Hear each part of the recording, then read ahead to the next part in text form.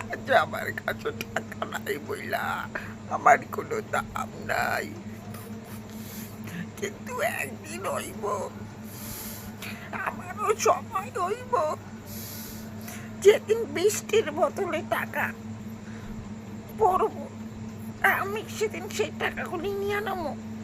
সেদিন আমিও অনেক বড় হয়ে যাবো, তখন আমিও পাল্টে যাবো।